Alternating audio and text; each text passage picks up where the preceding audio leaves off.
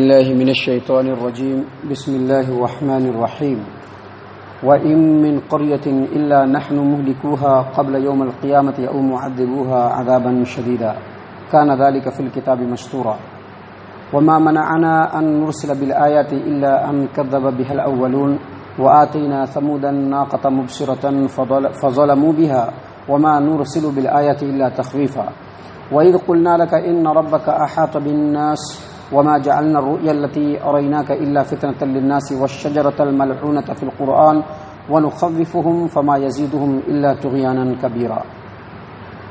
محترم سامعین کرام، سورہ بنی اسرائیل سورہ نمبر 17 اور اسی سورت سے ابھی آپ کے سامنے آیت نمبر 59، آیت نمبر 58، 59، 60، 50 پر 8، 50 پر 9 اور 60، یہ 3 آیات آپ کے سامنے تلاوت کی گئی۔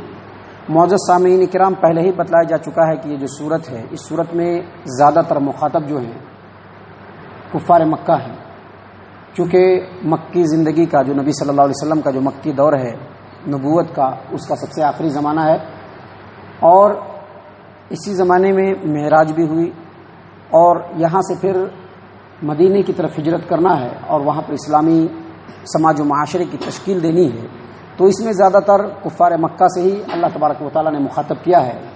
اور چونکہ نبی صلی اللہ علیہ وسلم جب ایک اللہ کی طرف لوگوں کو بلاتے تھے اور قرآن کریم کی آیات کی تلاوت فرماتے تھے اور یہ کہتے تھے کہ اللہ تبارک و تعالیٰ اگر کوئی اس پر ایمان لائے اور قرآن کریم کے مطابق زندگی گزارے تو اس کے لیے جنت ہے، اور جو اس سے منہ موڑے اس کے لیے جہنم ہے، تو مکہ والے ہمیشہ آپ صلی اللہ علیہ وسلم سے معجزہ مانگتے ہیں کہ جب آپ نبی ہیں تو معجزہ دکھلائیے، معجزہ بتلائیے، اللہ تبارک و تعالیٰ کی طرف سے کوئی معجزہ مانگیے اور ہمارے سامنے پیش کیجیے۔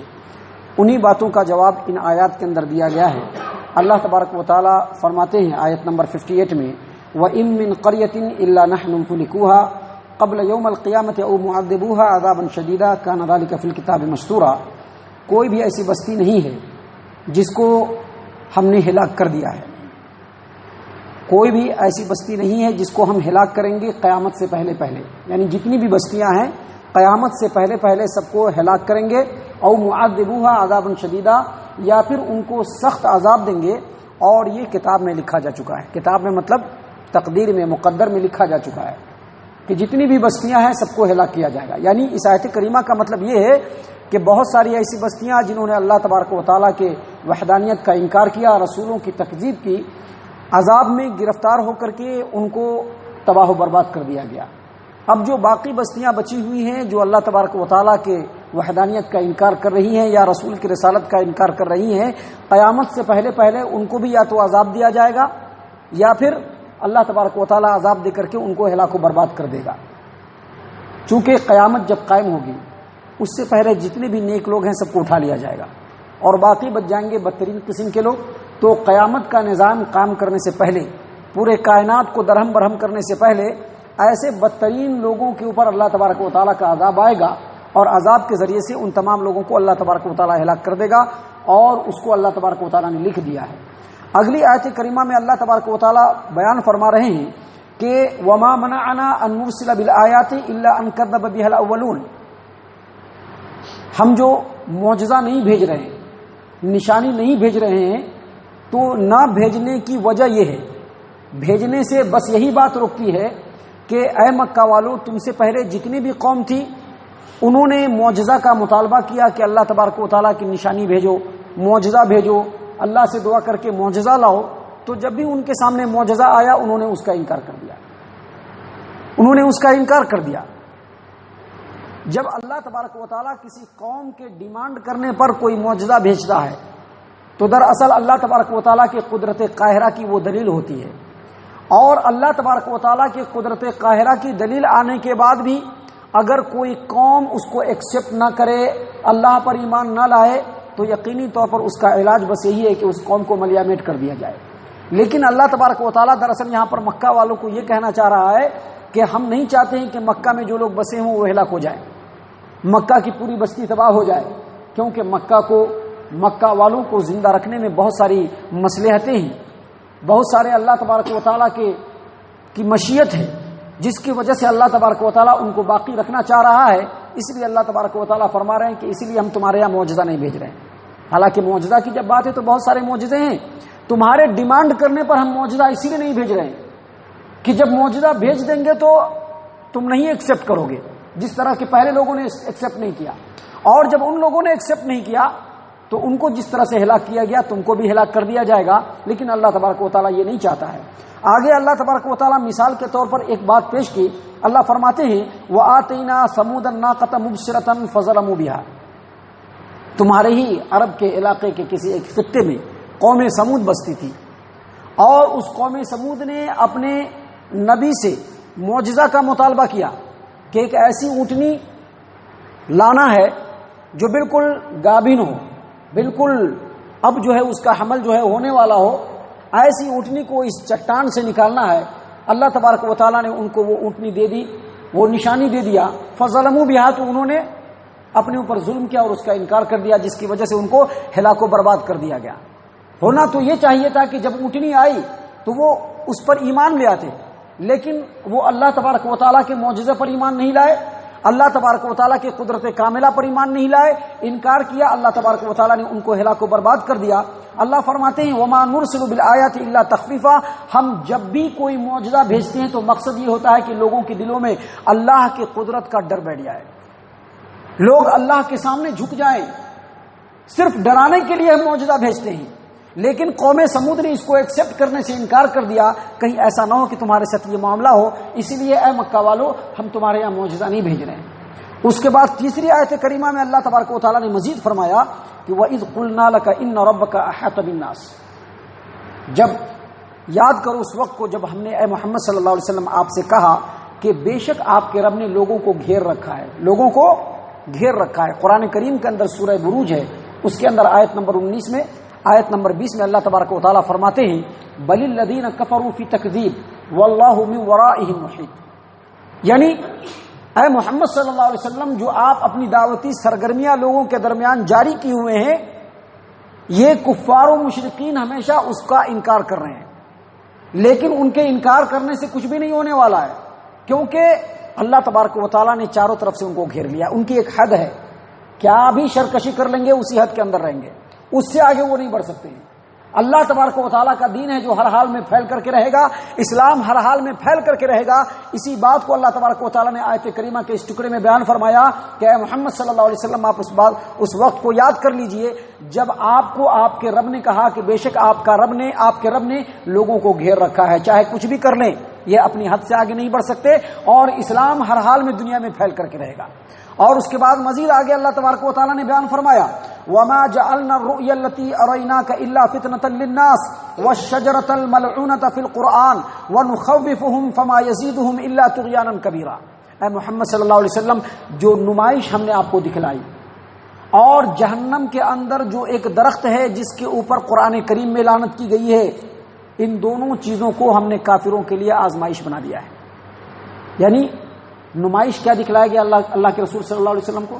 اللہ کے رسول صلی اللہ علیہ وسلم کو حرم سے جو ہے بیت المقدس لے جایا گیا، وہاں سے ساتوں آسمان کی سیر کرائی گئی، وہاں پر بہت ساری باتیں بیان کی گئی، وہاں بہت ساری باتیں دکھلائی گئی. تو یہ جو معراج کا جو واقعہ ہے اس کو بھی لوگوں کے لیے آزمائش بنایا گیا. جب اللہ کے رسول صلی اللہ علیہ وسلم صبح اٹھ کر کے مکہ میں یہ بات لوگوں کو بتلاتے ہیں کہ ہم رات کے ایک چھوٹے سے حصے میں اللہ تبارک و تعالیٰ کی مرضی کے مطابق بیت اللہ سے بیت المقدس گئے اور وہاں سے ساتوں آسمان کی سیر کی، اور وہاں پر اللہ تبارک و تعالیٰ کی بہت ساری نشانیاں دیکھی، تو کفار و مشرکین مذاق اڑانے لگے. اتنا مذاق اڑانے لگے، ایسی باتیں بولنے لگے کہ بہت سارے کمزور عقیدے کے جو مسلمان تھے ان کا ایمان متزلزل ہو گیا کہ کہیں ایسا تو نہیں کہ نبی صلی اللہ علیہ وسلم کوئی بات صحیح نہیں بول رہے ہیں. نتیجہ یہ ہوا کہ بعض مشرکین جو اس زمانے میں بیت المقدس کا سفر کر کے آئے تھے، انہوں نے نبی صلی اللہ علیہ وسلم سے بیت المقدس کے بارے میں پوچھنا شروع کر دیا. کھڑکیاں کتنی ہیں، وہاں کتنے جھومر لگے ہوئے ہیں، کتنے دروازے ہیں. اللہ تبارک و تعالیٰ نے معجزے کو مزید تقویت دیتے ہوئے سارے پردے کو سامنے سے ہٹا دیا. وہ سوال کرتے جاتے، نبی صلی اللہ علیہ وسلم جواب دیتے جاتے. اب ہونا یہ چاہیے تھا کہ جو کفار تھے وہ ایمان لے آتے، لیکن وہ ایمان نہیں لائے. ان کے لیے آزمائش بن گئی، اور ان کی جو نفرت تھی اسلام کے تعلق سے وہ مزید زیادہ ہو گیا. اور دوسری چیز جو اللہ تبارک و تعالیٰ نے ان کے لیے آزمائش بنائی، جو ان کے لیے آزمائش بنا، وہ زقوم کا درخت۔ زقوم کے درخت کے تعلق سے قرآن کریم کے اندر سورہ صافات آیت نمبر 62، 63، 64، 65، 66 ان آیات کے اندر اللہ تبارک و تعالیٰ نے بتلایا ہے کہ جہنم کے جڑ سے یہ درخت نکلتی ہے۔ اللہ فرماتے ہیں اذالک خیر نزلا ام شجرۃ الزقوم انا جعلناها فتنة للظالمین انها شجرۃ تخرج فی اصل الجحیم طلعها كأنه رؤوس الشیاطین۔ لوگوں، جنت کی مہمانی زیادہ بہتر ہے یا جہنم کے اندر زقوم کا درخت جس کو ہم نے ظالموں کے لیے فتنہ بنا دیا ہے؟ اور مزید کہا کہ یہ جو زقوم کا درخت ہے یہ جہنم کی جڑ سے اس کی پیدائش ہے، اور اس کا جو خوشہ ہے وہ شیطان کے سر کی طرح سے ہے۔ جب یہ بات قرآن کریم کے اندر آئی تو کفار و مشرکین نے اعتراض کیا۔ کیا اعتراض کیا؟ چونکہ جن کو اعتراض کرتا ہے وہ کوئی نہ کوئی پوائنٹ ضرور نکال لیتے ہیں، پوائنٹ ان کے پاس آ جائے گا کیونکہ اس میں ہی دماغ چل رہا ہے نا۔ تو انہوں نے ایک پوائنٹ نکالا۔ کیا پوائنٹ نکالا؟ پوائنٹ یہ نکالا کہ آگ کے اندر سے درخت کیسے پیدا ہوگا؟ سوچنا چاہیے کہ اللہ نے تجھ کو کیسے پیدا کر دیا، تجھ کو کیسے رب نے پیدا کیا؟ لیکن پوائنٹ بنانا ہے نا، تو پوائنٹ بنایا کہ آگ کے اندر سے درخت کیسے نکلے گا۔ اللہ تبارک و تعالیٰ نے تو سمندر آگ کی بنائی ہے، اور بعض سمندری کیڑے جو ہیں وہ آگ سے ہی پیدا ہوتے ہیں، اور بہت سارے ایسے درخت ہیں جو آگ اس سے نکلتی ہے۔ یہ تو دنیا کا معاملہ ہے، اور جو آخرت کا معاملہ ہے وہاں تک تو انسان پہنچ بھی نہیں سکتا، پھر انکار کیسے کرے گا؟ انکار تو اس وقت زیادہ معقول ہوتا اور زیادہ قابل قبول ہوتا جب اللہ کے غیب کے بارے میں پورا علم انسانوں کو دے دیا گیا ہو، اور صرف یہی ایک بات باقی ہو۔ لیکن انسان تو اتنا ناقص العقل ہے کہ اپنے جسم کے بارے میں بھی صحیح طریقے سے نہیں جانتا ہے کہ اس کے اندر کیا کیا ہے۔ بڑے بڑے ڈاکٹر ہیں، بڑے بڑے سائنٹسٹ ہیں، بڑے بڑے علم حیوانات کے ماہرین ہیں، لیکن وہ بھی نہیں جانتے ہیں کہ فلاں جو بیماری ہوئی اس کی وجہ کیا بنی۔ بہت ساری بیماریاں ابھی لا علاج ہے، کیوں؟ کیونکہ انسان کا دماغ نہیں پہنچ پا رہا ہے۔ تو جہنم کے اندر اگر اللہ پیڑ اگا سکتا ہے تو یہ اللہ کی قدرت کاملہ کی دلیل ہے، اور انہوں نے اس کا انکار کیا۔ اللہ نے فرمایا کہ ہم نے جو معراج کا واقع کیا، جو نمائش اللہ کے رسول صلی اللہ علیہ وسلم کو دکھلائی، اور وہ درخت جس کے بارے میں قرآن کریم کے اندر لعنت کی گئی، یہ کافروں کے لیے ہم نے آزمائش بنا دیا ہے کہ دیکھیں کیا کرتا ہے انسان، دیکھیں کیا کرتا ہے یہ، دیکھیں اللہ کے رسول صلی اللہ علیہ وسلم پر ایمان لاتے ہیں کہ نہیں لاتے ہیں۔ اللہ فرماتے ہیں وَنُخَوِّفُهُمْ، ہم ان کو ڈراتے ہیں ان سب چیزوں کو بیان کر کے، لیکن ڈرانے کے باوجود فما یزیدہم الا طغیانا کبیرا، صرف شرکشی میں ہی آگے بڑھ رہے ہیں، اللہ پر ایمان لانے میں آگے نہیں بڑھ رہے ہیں۔ اللہ تعالی ہم تمام کو ان آیات کے اوپر غور و فکر اور تدبر کرنے کی توفیق عنایت فرمائے۔ اللہ تبارک و تعالی ہم تمام کو صحیح معنوں میں قرآن کریم کے اوپر ایمان لانے والا بنائے۔ قرآن کریم کے اندر جو باتیں بیان ہوئی اللہ تبارک و تعالی اس کے اوپر من و عن ایمان لانے والا بنائے۔ آمین یا رب العالمین۔ وما علینا الا البلاغ المبین۔